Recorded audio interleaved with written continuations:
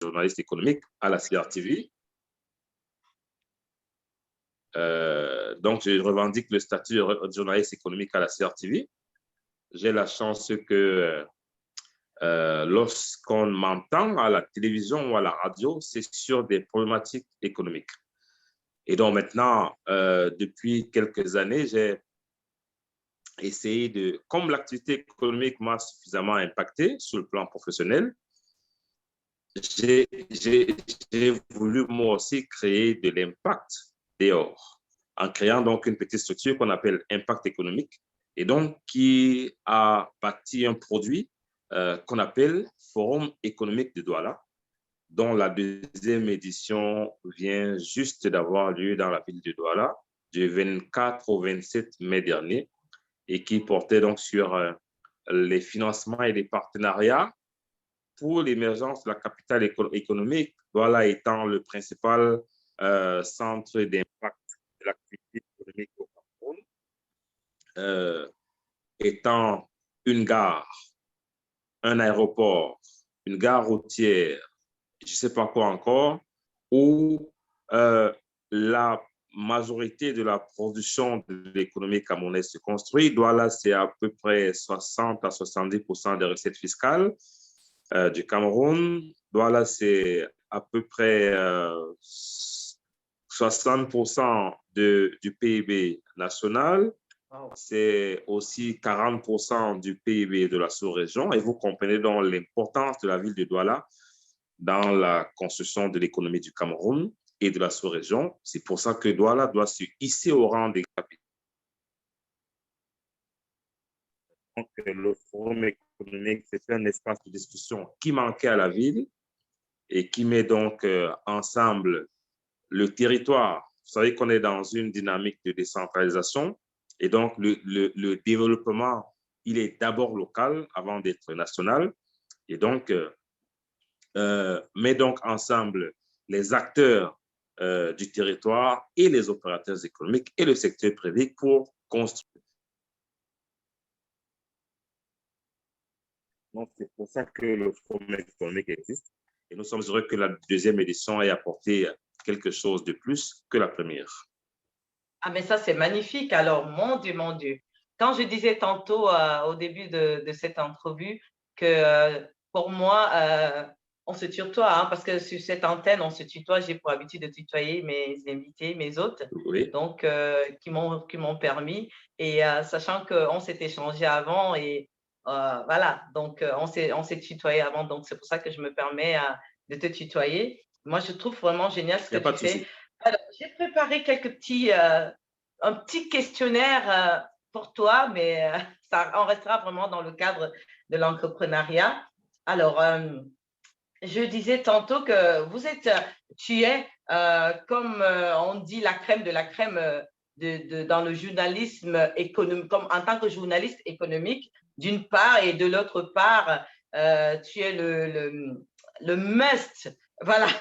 Excuse-moi vraiment des mots, je pèse mes mots, hein. Le must en ce qui concerne vraiment l'entrepreneuriat au Cameroun, parce que le travail que tu as là est vraiment énorme. Alors, le secret, quel est ton secret pour te hisser, surtout vraiment dans ce milieu économique et surtout rester au top de ta fonction? C'est d'abord la passion. La passion parce que j'ai dit, je côtoie l'environnement économique depuis plusieurs années. J'ai couvert de grands événements économiques en Afrique et dans le monde. Donc, ça demande que l'on soit au top en termes d'information, en termes de rendement.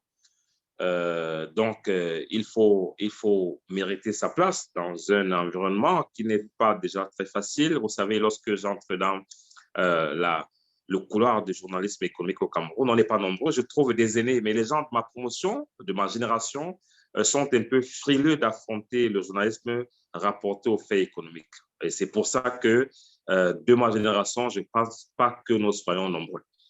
Et maintenant, mais je crois que c'est le travail. Il faut bosser, il faut percuter. Maintenant, je crois que comme j'ai embrassé une nouvelle dynamique dans ma vie professionnelle, c'est-à-dire un peu la dimension entrepreneuriale. Mais là, je suis en train de faire mes tout premiers pas. Je fais mes premiers pas. J'espère arriver à des niveaux plus importants encore au Cameroun, dans la sous-région et pourquoi pas dans le monde. J'ai besoin de créer euh, euh, euh, le Davos de Douala. C'est une Wow, ambition qui me hante et j'espère wow. pouvoir y arriver. Et je crois que les 2 premières éditions me donnent espoir. J'ai eu pour cette édition du Forum économique de Douala la contribution du secteur privé, ce qui n'a pas été le cas à la première édition. Ça veut dire que le message commence à porter. On espère qu'il portera davantage l'année prochaine parce que nous adressons des thématiques qui nous sont quotidiennes et qui nous intéressent donc tous, autant que nous sommes, qui vivons dans la ville de Douala et qui vivons même au Cameroun. Parce que si l'on parle d'un taux de croissance de 6 à 7% au Cameroun, Douala doit être la locomotive du train de la croissance nationale. C'est pour ça que c'est une entreprise citoyenne que nous faisons. On a besoin du soutien de vous, de tout le monde, pour arriver à cet objectif. Ce ne sera pas facile, je sais, mais au moins on a déjà le mérite d'essayer et de tenir sur 2 ans. Maintenant, on va entamer la 3e édition. Les préparatifs ont commencé d'ailleurs. Ah oui. Nous avons déjà élaboré la thématique qui pourrait tirer davantage des acteurs, des participants l'année prochaine. On a enregistré beaucoup de contributions de la diaspora. On a enregistré une grande demande des PME. Mais cette année, la cible, c'était vraiment pas les PME qui font de la transformation des jus ou je sais pas quoi, mais c'était d'impliquer pour une fois de manière formelle le secteur privé dans les politiques publiques de développement local. Ah, mais ça, c'est magnifique. Moi, tu dis que tu as fait des petits pas. Pour moi, ce que j'analyse, ma humble analyse, tu as fait déjà un pas de géant. En 2 ans, ce que tu as réalisé vraiment dans le secteur de l'entrepreneuriat, c'est déjà un pas de géant. On se dit dans 5 ans, ce sera quoi? Donc, on y croit à fond. C'est pour ça que quand je me suis dit, il faut absolument que je fasse cette interview avec toi parce que ce que tu es en train de faire dans le secteur de l'entrepreneuriat au niveau du Cameroun, c'est quelque chose qui va porter le secteur de l'entrepreneuriat au Cameroun. Je voulais savoir par rapport à ce forum économique qui s'est tenu encore à Douala il y a quelques jours, quel est le bénéfice que les jeunes, les entrepreneurs et les jeunes entrepreneurs, la valeur ajoutée que les jeunes entrepreneurs ont par rapport à cette initiative? Alors, les jeunes entrepreneurs doivent imaginer quelque chose qui puisse apporter une plus-value à l'offre de services de la communauté urbaine, des collectivités territoriales décentralisées. Elles sont ouvertes. Elles sont ouvertes à des propositions qui changeraient le cadre de vie de la ville.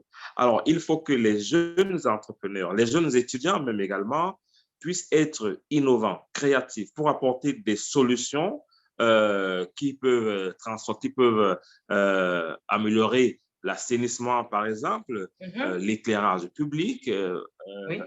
que sais-je encore. Donc, il leur faut, on l'a dit, le discours au Cameroun, c'est oser innover. Il faut simplement oser et innover et je crois que les portes sont ouvertes.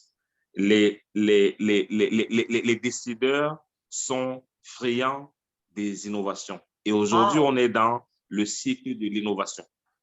Ben, c'est magnifique ça, c'est magnifique. De par mes sources, j'ai eu des informations comme quoi les jeunes entrepreneurs, les jeunes entreprises au Cameroun meurent franchement d'une façon incroyable.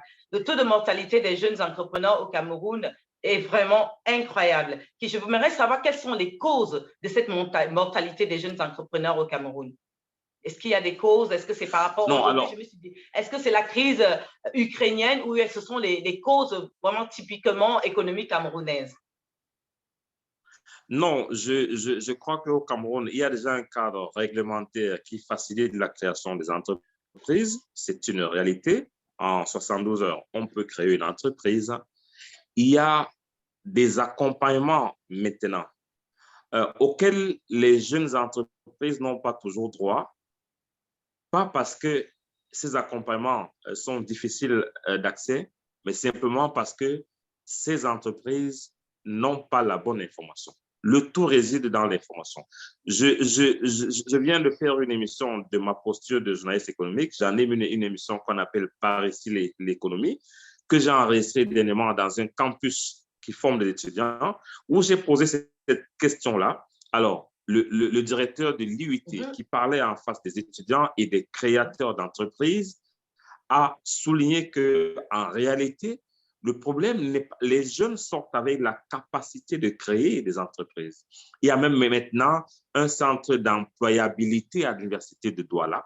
Ça veut dire que les jeunes sortent avec une capacité réelle.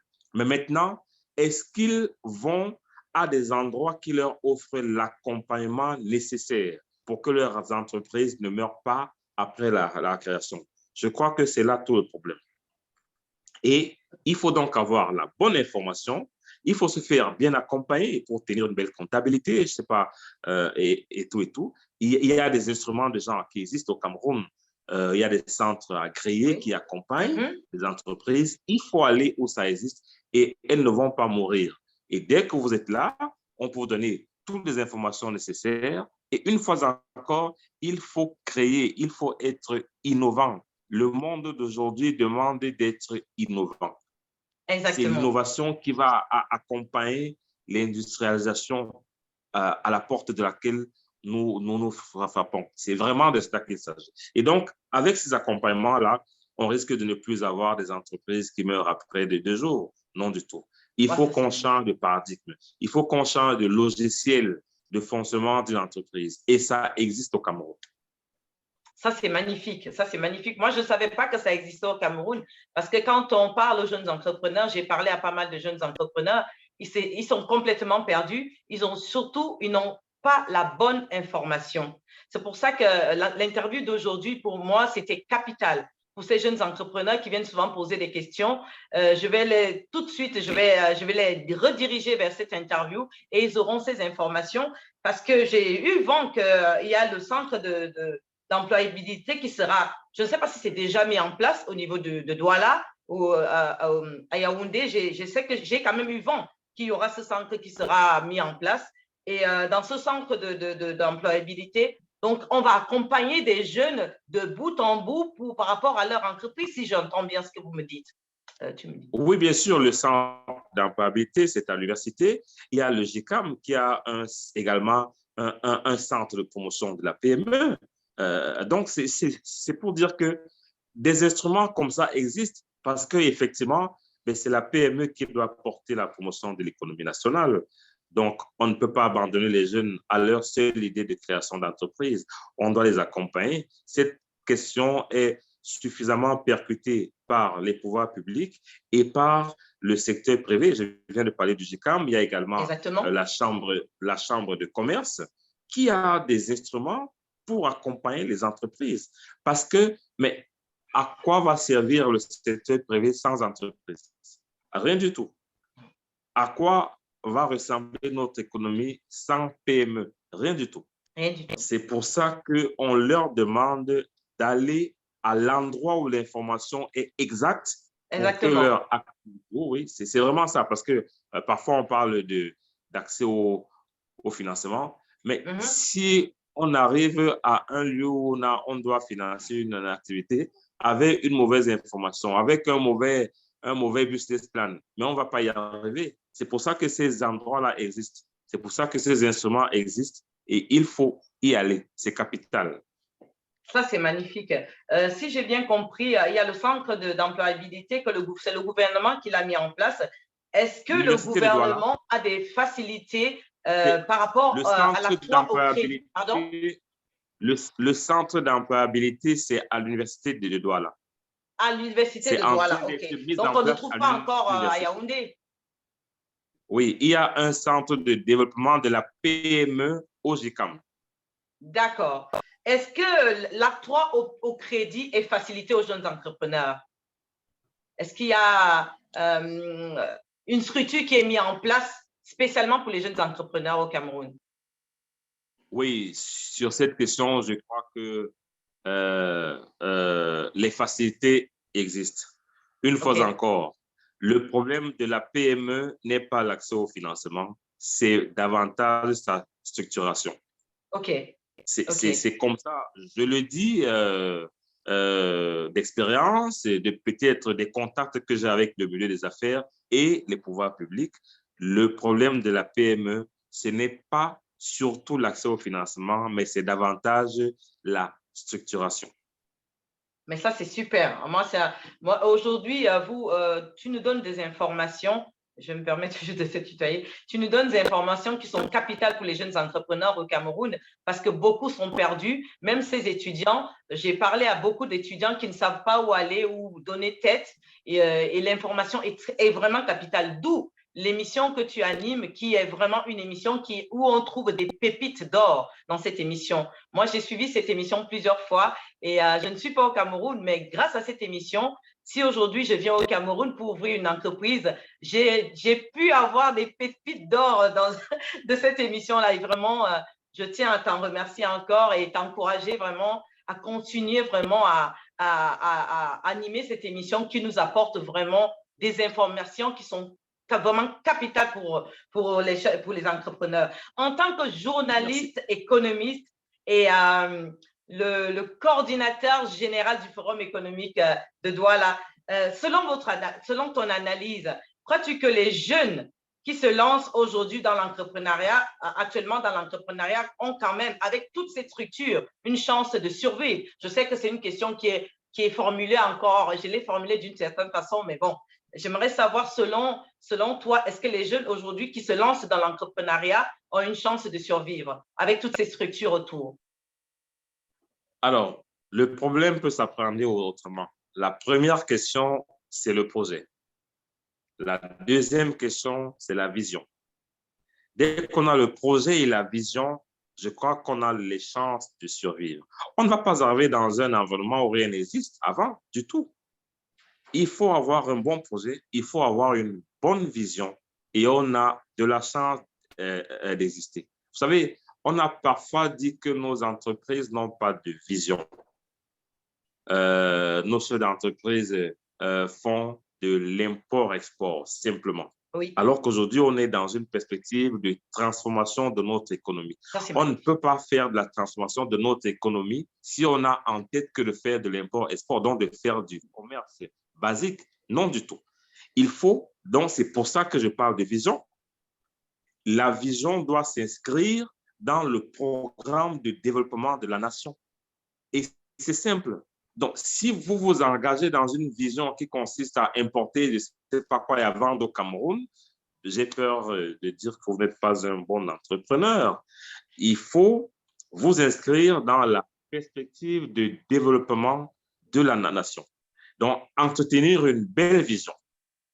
Dès que vous l'avez, moi, je pense que les instruments de financement et d'accompagnement privés, institutionnels et internationaux existent pour vous donner de la chance dans le projet que vous avez. Ah ben ça, c'est juste magnifique. Merci beaucoup, en tout cas, merci de nous avoir apporté toutes ces informations qui permettront à tous ces jeunes entrepreneurs camerounais de pouvoir rêver, de pouvoir avoir l'envie de se lancer dans l'entrepreneuriat parce que beaucoup étaient découragés par rapport à l'entrepreneuriat au niveau du Cameroun. Ils étaient essoufflés, ils étaient souvent étouffés. Aujourd'hui, on comprend que parce qu'ils n'ont pas la bonne information, ils ne sont pas redirigés vers les bonnes structures et avec les informations que tu viens de nous apporter, ces jeunes entrepreneurs sauront où s'orienter pour avoir la bonne information afin de développer ou bien même déjà débuter leur entreprise et plus tard, pourquoi pas, la développer et devenir des grandes entreprises. Pour moi, je crois qu'il n'y a que par l'entrepreneuriat que l'Afrique, le Cameroun, qui est un quartier de l'Afrique, parce que l'Afrique, pour moi, c'est un village et le Cameroun, c'est un quartier, le Cameroun pourra émerger. Il n'y a qu'en passant par l'industrie que l'Afrique pourra émerger. Et vraiment, je te remercie infiniment d'avoir répondu à ces quelques questions. Pour moi, c'était primordial. Et j'ai eu vraiment encore en direct la pépite d'or, la vraie pépite d'or. Merci beaucoup à toi, Olivier. Je sais que tu es un homme très occupé. Je ne vais pas te retenir.